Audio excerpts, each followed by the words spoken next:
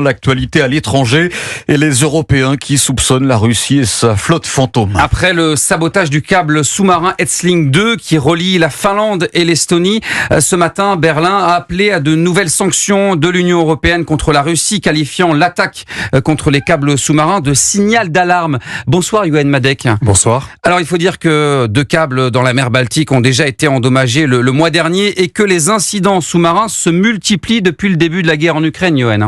Oui, et à chaque fois ou presque, impossible de dire avec certitude s'il s'agit d'un sabotage intentionnel ou d'un accident.